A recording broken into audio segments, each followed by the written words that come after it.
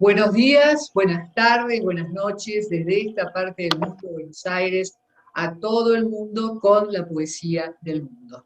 Hoy estamos con un editor, trabajo que yo admiro muchísimo, como recién le decía a nuestro invitado, por lo titánico y por lo asombroso que es encontrar esa literatura que a uno lo llena de eso, de asombro y de felicidad. Así que hoy estamos con Matías Cukierman, de la editorial Amauta y Yaguar. ¿Cómo estás, Matías? ¿Qué tal, Silvia? Muchas gracias por invitarme. Acá estamos. Bien. Bueno, Amauta y Yaguar tiene particularidad en cuanto a la edición de sus libros, no solamente del contenido, sino también de la forma. Así es que, como editor, quiero que nos expliques un poco estas particularidades, porque realmente yo he llegado a ustedes a través de una de sus autoras, Yolanda Ortiz Ruano, que me ha parecido extraordinaria, y así, ese hilo que lleva una cosa a otra, encuentro una editorial también extraordinaria. Así que contanos un poquito forma, contenido de este producto que se llama Amauta y Yaguar. Bien, bueno, Amauta y Yaguar nace más o menos como idea hace unos 10 años, un poco más, 2009. Inicialmente iba a ser una editorial que estaba pensada más enfocada en lo latinoamericano, y tiene su nombre en la raíz, digamos, de la revista literaria Amauta, que fue publicada por una corriente literaria en la cual se destacaba Carlos Mariátegui. Esta es una revista que se editó en Perú, pero que tuvo colaboraciones de muchos escritores, entre los cuales se puede destacar a Borges, por ejemplo. Pero nosotros encontramos que, digamos, era un nicho muy amplio, y de repente descubrimos que había determinadas partes de la literatura americana que nunca habían sido abordadas o que no estaban enmarcadas de una manera correcta.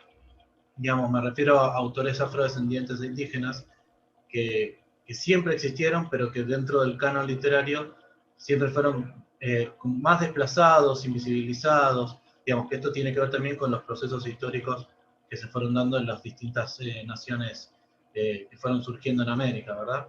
Entonces, por un lado, lo que es el contenido apunta a revalorizar, redescubrir y dar visibilidad a estos aportes que se han hecho en la cultura, que nosotros los tenemos, pero a veces no los percibimos como tales. Digo, palabras, comidas, bailes, cosas concretas de la cultura que a veces damos por hechas y no sabemos de dónde vienen y tienen su raíz en estos grupos, ¿verdad? Y lo que es la parte material responde también a una necesidad personal nuestra. Por un lado, la capacidad de producción que requiere en tanto inversión una producción industrial eh, impide de alguna manera o hace más dificultoso poder llevar a cabo adelante proyectos como este, teniendo en cuenta lo difícil que es también hacer conocer al público y adentrarlo dentro de estas temáticas.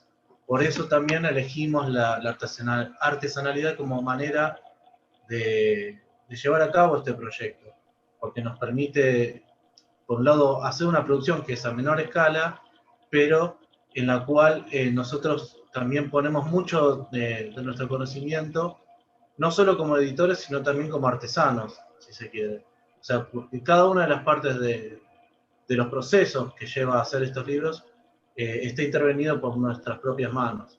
O sea, nosotros somos editores y a la vez somos diseñadores, encuadernadores, bueno, todos los distintos aspectos que hacen al libro en sí. ¿Cómo es la búsqueda? ¿Cómo es el encuentro? ¿Cierto? Ya está dicho que nadie encuentra lo que no conoce. Así es que, ¿cómo ustedes se orientan a la búsqueda de los consagrados, por un lado, que podría darlo por la misma formación que ustedes tienen como historiadores o la carrera de letras, pero también a las nuevas posibilidades? ¿Cómo se encuadra esa búsqueda, esa investigación? Bueno, hay cierta cuota de azar y cierta cuota de gusto propio que fue determinando también la conformación del catálogo.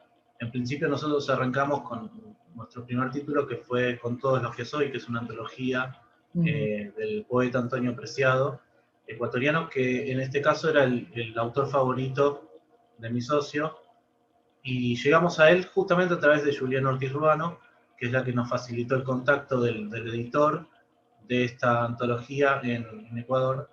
Eh, y él también, como nos sucedió a lo largo de todos los encuentros con los distintos autores, entendieron la dimensión del proyecto y lo fueron acompañando, eh, cosa que nosotros agradecemos siempre muy profundamente, porque en tiempos como estos, que es difícil producir, los autores apuestan por un sello pequeño con las características propias que tiene este sello. Y después la otra parte también tiene que ver con el azar, decía, porque uno también entra en contacto buscando en las redes, digamos, algo que nos limita pero a la vez nos facilita la distancia, al ser una editorial con un corte americano o continental, si se quiere, vale la palabra, ¿no? Porque somos una editorial que está sentada en Buenos Aires, pero que tiene la mirada puesta en un catálogo más americano. Digamos, al haber cada vez más redes sociales, esto nos permite conectarnos y conocer lo que se está produciendo en otras partes del continente. Y lo mismo, así como te decía de estos autores, de Juliana o de Antonio Apreciado, la distancia hace que uno no conozca en persona con quién está tratando, pero el proyecto hace que las personas decidan arriesgarse y apostar por este proyecto también. Por eso nosotros lo valoramos todavía más. Y respecto a lo que es la investigación, eh, son trabajos que esto mismo de la distancia dificulta a veces por la cuestión de tener acceso a determinados materiales. Pero bueno, nosotros vamos encontrando la manera a través de las redes de hacernos de ese material para poder avanzar investigando y profundizar sobre las cuestiones que hacen no solo a la obra de determinados autores, sino al contexto en el cual se fueron enmarcando. En esta búsqueda y en estos encuentros, ¿qué aprendiste de estas literaturas que no sabías o que te han asombrado o eso? Bueno, en cuanto a los autores históricos, me estoy refiriendo, por ejemplo, en el caso nosotros editamos a Candelario Beso, que según la literatura, según encuestas que se hacen en Colombia, uno de los poetas más importantes de la literatura en general, pero de la literatura negra también colombiana, y de Horacio Mendizábal, que fue un afroargentino también que falleció en la pandemia anterior del siglo XIX. Hemos aprendido sobre todo más el contexto histórico, entender un poco cómo se fueron dando los procesos, eh, digamos, por un lado revolucionarios, que uno tiene conocimiento de lo que es la historia argentina, pero a veces se escapa a lo que es más la otra parte del continente, ¿verdad? Eso capaz uno no lo ve en la escuela de chico y todo eso se va repitiendo. Entonces nos ayudó también un poco a aprender otros contextos, también una cuestión más con el lenguaje, porque son autores que vivieron un periodo en el cual la lengua española tenía otros modismos, otra grafía, también por las mismas propiedades de la producción en sí, que fue rotando a través de los años y con la tecnología, podemos analizar cómo fueron esos procesos de producción, que por ahí es algo como mucho más chiquito, pero para nosotros editores es como algo que también observamos. Y en cuanto a los autores más modernos, los que viven, con los cuales tenemos contacto, también aprendemos de ellos un poco de la cultura general de esos lugares y cómo tratan la temática y la representación de sus orígenes, ¿no? Sobre todo en la cuestión afro, que cada vez tiene más visibilidad, que tiene una lucha que lleva años, eh, pero que últimamente está como tomando otro impulso. Bueno, nosotros también, por ejemplo, en este último libro que sacamos, que es Un cuerpo negro de Louis Prates, hablamos en nuestra nota editorial un poco de que si a uno no le tocan vivir las situaciones que narran estos autores, puede ocurrirle, pero también apostamos a que si no te pasó, también aprendas leyéndolos a empatizar un poco con esa situación, que es una manera también de intentar hacer un cambio en la cultura, en la sociedad. Comprendo. Hay lenguas en América y la poesía también se expresa en ellas. ¿Cómo ustedes encaran esa posibilidad? O si están en algún proyecto respecto a estas ediciones bilingües. Sí, mira, en principio nosotros tenemos un par de colecciones pensadas justamente para hacer ediciones en la lengua original del autor o autora y la traducción al castellano, porque entendemos justamente el valor que tiene la lengua como un medio de comunicación y de representación también de una cultura. A la vez también tenemos, le damos valor a la traducción del traductor en sí y sus propios pensamientos. Por ejemplo, tenemos un libro en edición trilingüe de un poeta Cheyenne, que se llama Lance Henson, para el cual la cultura, su cultura, tiene una forma de identificar los géneros que no es necesariamente binaria, y él toma eso, y también una cuestión más de protesta para con el lenguaje norteamericano, al que trata como el lenguaje de un pueblo invasor, y utiliza minúsculas cuando deberían ir mayúsculas, o faltas de puntuaciones, con clara intencionalidad, ¿verdad? Más allá de lo que es la poesía como género y lo que permite jugar, y también la idea propia del traductor en ese caso, que él apoya el lenguaje inclusivo y lo utiliza también en la traducción, entonces nosotros valoramos mucho eso. Estamos trabajando también en una próxima edición de un autor de una nación, que es la nación Nepá, de México, y México tiene, por ejemplo, más de 68 lenguas diferentes. O sea que ahí también a lo que apostamos es a revalorizar y que se haga visible esto, ¿no? Que el castellano es un idioma más dentro de lo que es la gran cultura americana. ¿Cómo has observado la recepción de este material? ¿Cómo ustedes organizan también esa muestra al público en un momento especial, vamos a decir, no voy a decir un momento de transformación, que paralelamente, como bien decíamos en el momento de la conversación, permite una difusión extraordinaria del material? ¿Y qué ha sucedido entonces con el material de ustedes, con la vuelta, ¿no? Con la repercusión en este momento de la historia de la cultura?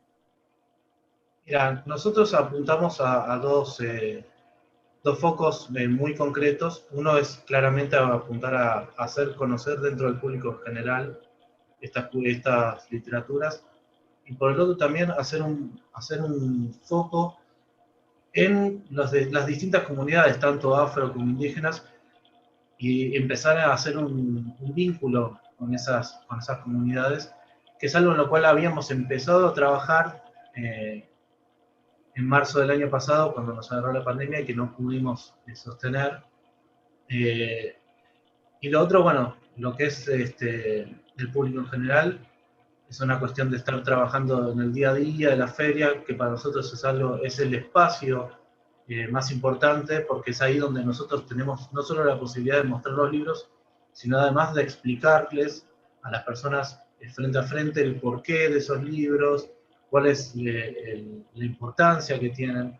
Eso es algo que, como vos bien decías, la situación impide.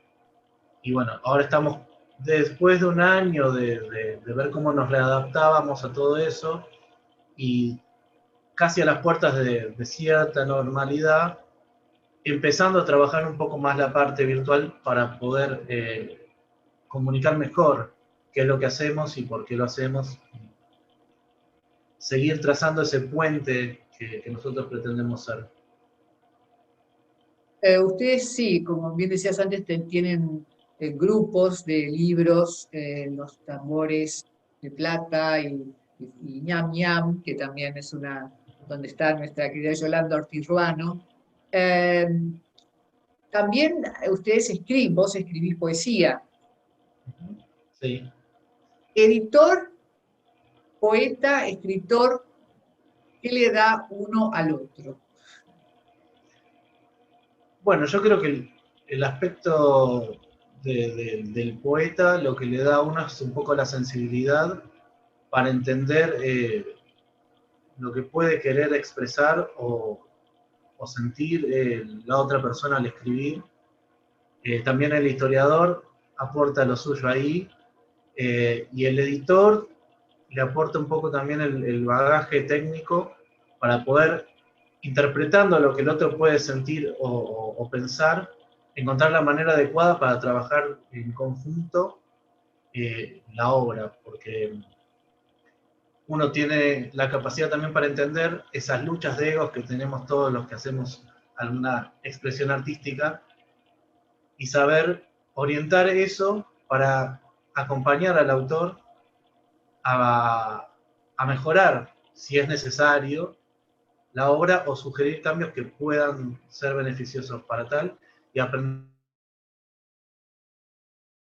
también cuando decide que una cosa es de una manera u otra y tratar de ver, bueno, lo que te decía, de encontrar la mejor manera para que el libro después tenga los alcances y las repercusiones que finalmente tiene. Claro. Ustedes también incluyen literatura del Brasil, literatura escrita en portugués. También esa es un área que han incluido, ¿cierto? O están por incluir. Sí, ese es el último libro que acaba de salir, que es Un cuerpo negro de Luis Prates. ¿Ah? Es una poeta paulista o paulistana. Ella además también se dedica mucho a la difusión de la poesía negra en general. Es una activista ferviente que lleva la literatura suya, pero también de otras autoras y autores negros como su propia lucha, digamos, ¿no? Bueno, ella sí es negra y se identifica dentro del colectivo, con lo cual, eh, digamos, por eso mismo también es que acompaña nuestro trabajo. Además es editora, Ajá. o sea que también, además de ser poeta, tiene esa otra rama y así como nosotros la entendemos a ella nos puede comprender a nosotros, lo cual hace Claro. que el trabajo sea muy fructífero. Bueno, muy bien. Bueno, Matías Kuckerman, muchísimas gracias por haber estado este momento con nosotros.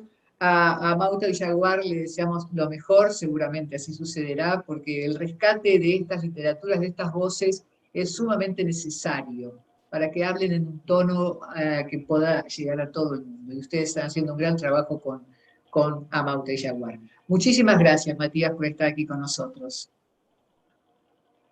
No, muchísimas gracias a vos por invitarnos. Bueno, y gracias a todos los que han estado en este momento y hasta la próxima. Madre, sueño con mi cadáver todas las noches. De mi vientre cuelgan 2 seres que no quisieron nacer. He renunciado a todo lo que me hacía infeliz. He renunciado a todo. He renunciado. Solo hasta que te arrancan a 2 manos el esternón, abres los párpados y barres las costras secas que tapizan el piso de tu cuarto.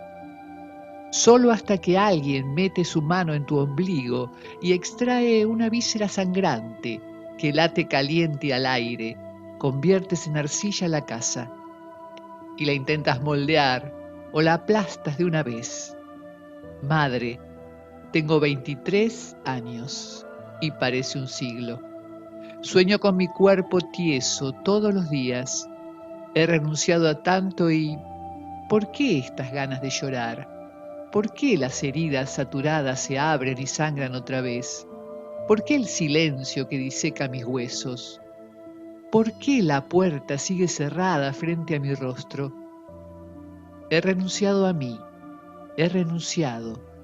Me abandoné cada tarde. Juliana espera por mí en alguna estación lejana. Impaciente se come las uñas, los dedos. Juliana se come. Madre, sigo hablando de mí a la gente como si esto importara, como si la manta se levantara y me dijeran que deje de llorar, que todo fue una broma de mal gusto, que ahora puedo reírme a carcajadas de mí y de mi vientre, que todo ha sido una broma de muy mal gusto, que esto no soy yo, que afuera de la manta hay vida en serio. Madre, he renunciado a todo lo que me hacía infeliz. ¿Por qué la muralla sigue creciendo? Madre, no debí salir de tu vientre. Mira mis huesos, mira su fragilidad, mira los días que se posan lilas bajo mis ojos, mira mis manos transparentes. La muralla tiene vida. A mi alrededor todo exhala más vida que yo. Y chao.